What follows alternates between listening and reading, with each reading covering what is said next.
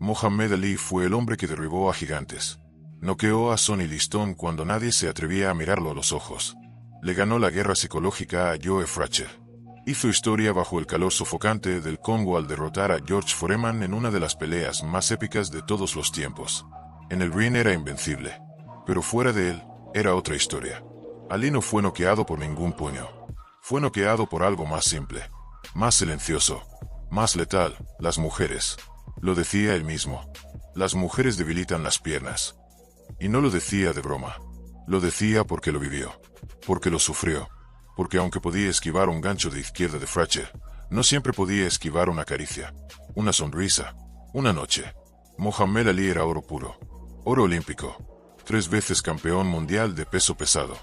Era joven, fuerte, hermoso, una estrella que no caminaba, flotaba. Y eso atraía. Lo admiraban millones, pero las mujeres no solo lo admiraban, lo deseaban, lo acechaban, lo perseguían. A donde iba, lo esperaban. A la salida del hotel, en los aeropuertos, en las puertas del gimnasio. Y él, con esa sonrisa que derrumbaba muros, tenía que decir que no, porque su mayor batalla no fue contra Foreman. Fue contra la tentación. Ali pertenecía a la nación del Islam. Su fe era profunda. Creía que el deseo desenfrenado era una debilidad, un veneno, y sus entrenadores lo sabían también. Por eso, durante los entrenamientos, había una regla sagrada: ninguna mujer, ni una sola, ni llamadas, ni mensajes, ni visitas. Una sola noche podía costarle una pelea, y una pelea podía costarle su legado. Ali lo tomaba en serio. Mientras otros boxeadores salían de fiesta, él se encerraba, dormía solo, corría antes de que saliera el sol, golpeaba sacos hasta quedarse sin aliento. No había espacio para distracciones, pero eso no lo hacía fácil. Algunas mujeres viajaban kilómetros solo para verlo entrenar. Se colaban, lo espiaban, le lanzaban notas, números, promesas. Y él tenía que resistir, como si fuera una pelea más. Lo hacía con humor. Esa era su defensa. Soy demasiado guapo para que me arruinen la cara. Ojos en el cinturón, no en los muslos. Si quieres ser campeón, mantente lejos de las trampas. Así las llamaba, trampas. Pero la verdad es que no siempre ganaba. Muhammad Ali tuvo esposas, tuvo romances, tuvo infidelidades. Era humano, caía, y lo reconocía. No se ponía máscaras, no fingía ser perfecto. Desde adolescente entendía el riesgo. Su mejor amigo, Danny Hall, se lo había dicho claro: no te acerques a las mujeres si quieres ganar. Guarda tu fuerza. Ali tenía 16 años, era tímido, pero ya sabía que un cuerpo puede estar fuerte, y aún así perder si el alma se distrae. En un torneo, una mujer se le acercó con una sonrisa peligrosa. Ali le respondió: estoy ocupado haciendo historia. Si quieres ser parte de mi futuro, espérame en la línea de meta. Y cuando un periodista le preguntó cómo hacía para resistir, soltó una carcajada: corro más rápido que ellas. Pero detrás de esa sonrisa, había lucha, había presión, había una guerra diaria entre lo que quería y lo que sabía que debía hacer. Ali rezaba, meditaba, se aferraba a su fe. Cada tentación la veía como una prueba. Cada vez que decía no, se decía a sí mismo que estaba más cerca de la gloria. Pero incluso así, fallaba.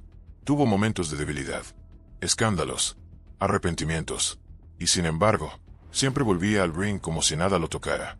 Porque cuando entrenaba, se transformaba, se convertía en piedra, en silencio, en puro enfoque. Angelo Dundee, su entrenador, lo decía sin rodeos: cuando Ali se apaga del mundo, nadie lo toca. Es un animal, imparable. Eso lo hacía diferente. Mientras otros boxeadores se perdían en la fama, el dinero y el deseo, Ali luchaba cada día, contra sus rivales, contra sus impulsos, contra sí mismo. Y si esto te está pareciendo una locura, dale like, comenta qué parte te está dejando más loco, y suscríbete, porque lo que viene te va a cambiar la forma de ver a los campeones. Muhammad Ali no fue el único. Sugar Ray Robinson, Doug Dempsey, Joe Louis, todos ellos pelearon también fuera del ring, pero ninguno lo contó como él. Ninguno lo enfrentó con tanta verdad. Ali sabía que lo hacía fuerte no eran solo sus músculos, era su control, su disciplina. Pero fuera del ring, ese control tambaleaba. No importaba cuántas veces ganara, Siempre había una sombra esperándolo al bajar del cuadrilátero, la tentación. Durante años, Mohamed Ali intentó manejarla con la misma táctica que usaba para esquivar golpes, movimiento constante. Se mantenía ocupado.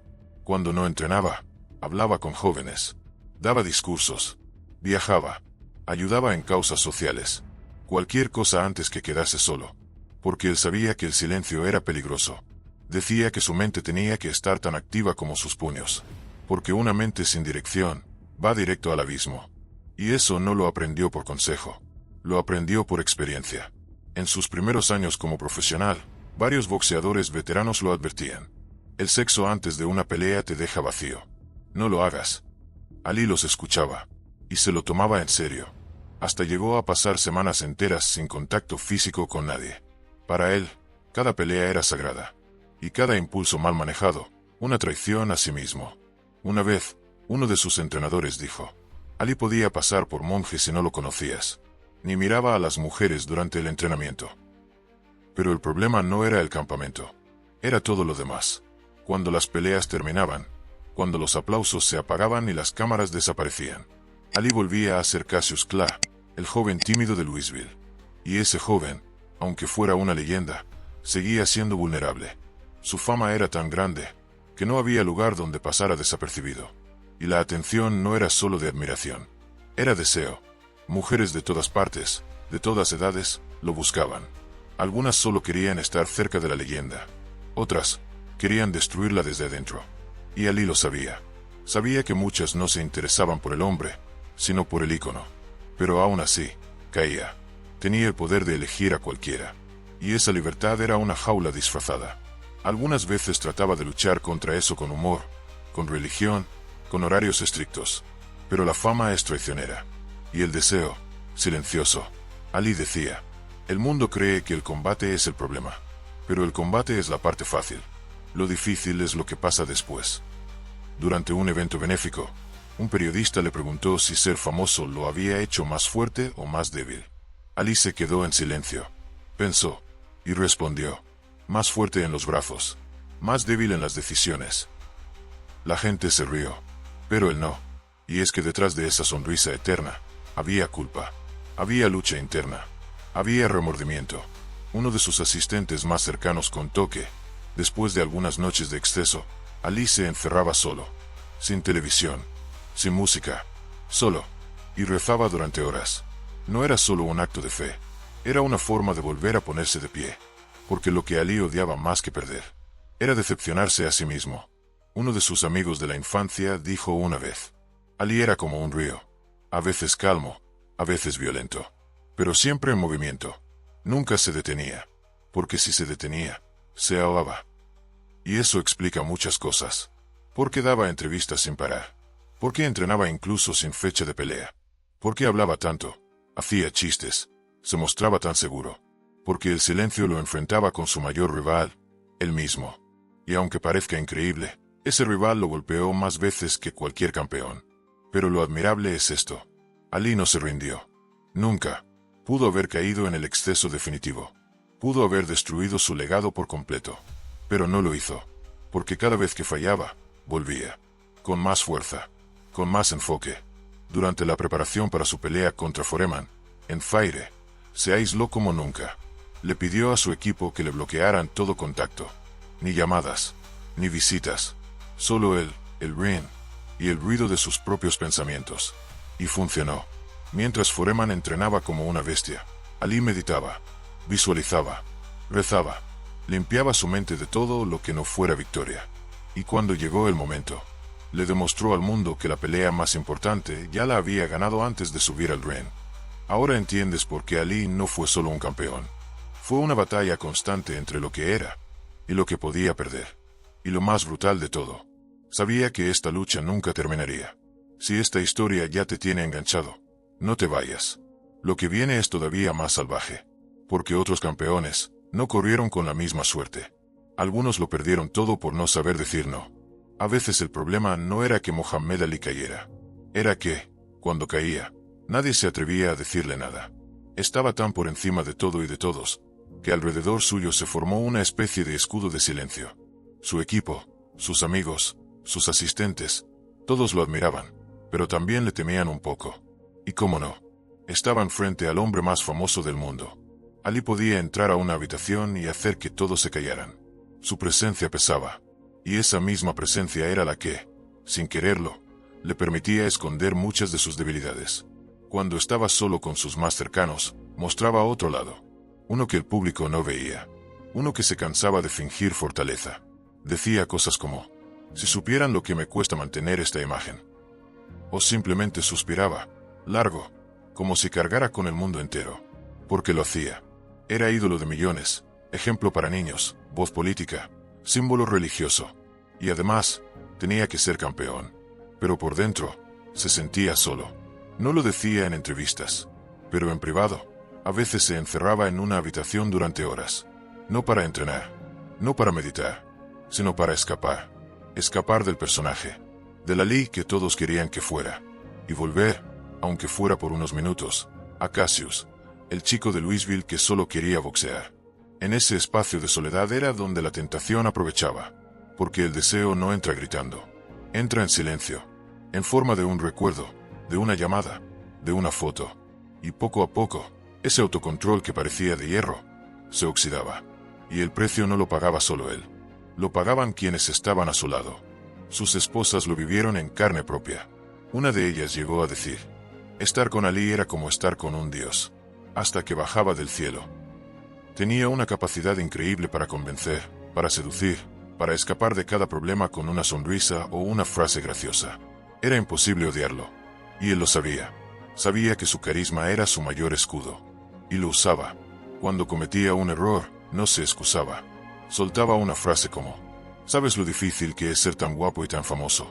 Deberían darme una medalla solo por resistir lo que resisto. Y la gente reía. Incluso quienes estaban enfadadas con él, terminaban riendo. Porque era Ali. Y Ali tenía esa magia. Pero eso no solucionaba nada. Solo lo escondía.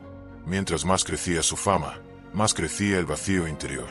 Y aunque llenaba estadios, a veces no podía llenar su propio silencio. La presión por ser perfecto lo estaba desgastando. Y no lo decía. Lo mostraba con gestos, con ausencias, con cambios de humor. Su entorno empezó a dividirse. Algunos lo seguían ciegamente. Otros comenzaban a alejarse, incapaces de lidiar con sus contradicciones, con el Ali público y el Ali privado. Y eso se notó en su boxeo también. En algunas peleas, algo había cambiado. Seguía siendo Ali, pero ya no era el mismo de antes.